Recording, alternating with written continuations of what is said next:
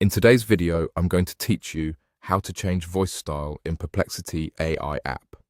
By the end, you'll know exactly where to go and what to tap, so your read aloud responses sound the way you want, whether that's more conversational, more formal, or simply a different tone that's easier on your ears. First, open your Perplexity account. Launch the Perplexity app on your device and make sure you're signed in so your settings are either saved to your profile.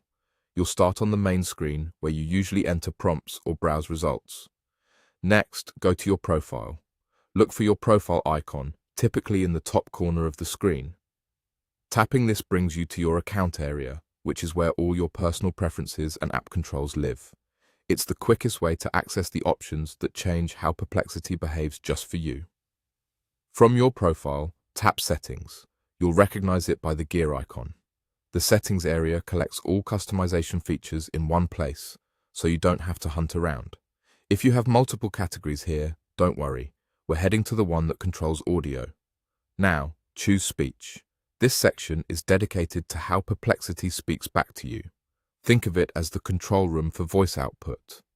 Here, you'll find the voices available in your app version, and sometimes additional options like pronunciation or emphasis, depending on what's supported on your device. Finally, select a new voice style and tap it to apply.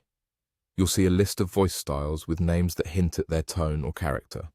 Pick the one that matches your preference, maybe something warm and friendly for casual listening, or a crisp, neutral voice for focused work. When you tap a voice, it applies to your account, and future read-aloud responses will use that style. If you see a preview option, use it to quickly sample how the voice sounds before settling on your choice. If not, you can confirm by having Perplexity read any response aloud to hear the change in action. A few quick tips to make this smoother. If you don't immediately see speech, scroll within settings to reveal more options. Some voices may take a moment to load the first time you use them, especially on slower connections.